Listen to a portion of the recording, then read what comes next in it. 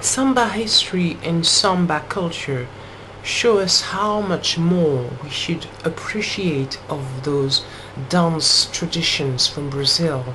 Slaves, the slaves in the 18th and 19th century in Salvador, for instance, used their drums to call out to their gods, their orishas, and those gods represented anything from sexuality, fertility, to justice. These drum sequences evolved and became something adapted within jazz in the 1920s, and it took the name of samba. And in the 1920s, remember, one has to realize that there was a lot of poverty in a lot of Brazilian cities such as Rio, and there still is. In the midst of the carnival and the passion and the beautiful feathers and the millions of dollars they spend on every float, there is a great misery which is longing to be released via carnival and via dance. I really adore samba because it is such a powerful, powerful piece of identity for mankind in its resilience and its beautiful, beautiful texture.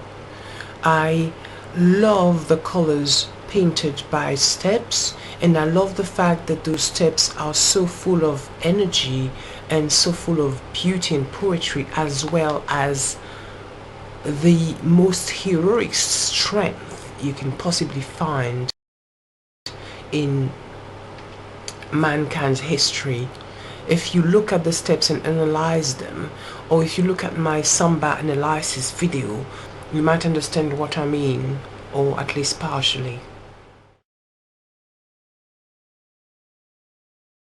As I was talking about the poverty and the favelas earlier, there is also, incidentally, a video on my channel about the City of Gods movie, which is full of raw edges and raw reality checks about how people actually live and how in Brazil the children handle machine guns in those favelas. Not all of them, but some of them, and it's absolutely horrifying. Samba, of course, carnival and samba have this electrifying potential of lifting people from the ground. Really, they are massacred by poverty and prostitution, drug addiction on a daily basis, and get to breathe during carnival, or looking forward to carnival, or during the year they dance for a living. And I'm not being cliche here, but it is really a sad reality to see how those people have this horrible living, and out of dancing, out of emotional empowerment through movement and through music and drumming, they can actually live their dreams and identity. And we're talking the real flash dance here. I'm talking about real lifeline. The schools, the samba schools, which organize carnival floats and groups and spectacles for each Sambadromo parade on a yearly basis, also create enredos, which are songs for every school every year. They also come up with a theme every year, and it will come from a lot of artistic inspiration, as well as the history or the history of the school, a lot of nature. And it's amazing to see, if you just Google the spectacle, the vibrant parades they have out of, you know, nowhere, out of nothing, getting money, getting funding. I'm talking about millions for each parade, each school, every year. The 40 minutes of Sambadromo, the dream, and then back to reality. And this is enormous work, because when I was with the London School of Samba, it's absolutely, I mean, this is a tiny fraction of what's involved in Brazil. But we had to make our costumes, we had to participate in the float, and we had to participate in dancing. Everybody was involved somewhere, and it really makes you think when you know that all year long these people are striving to make this beautiful light and feather and sequin show come true.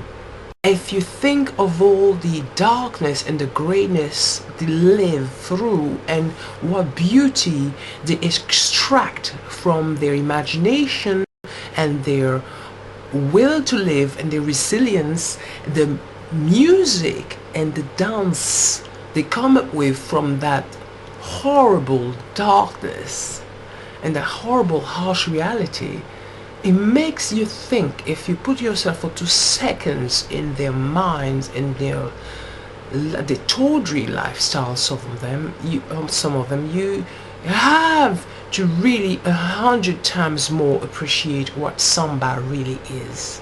Not just a pair of butt cheeks with sequins on, like most people understand what samba is. They just look for the bodies, and it's not that, really, is it? It's a whole lot more dignity, a whole lot more effort to survive, given 1,000,000 times over to the world, is what samba is.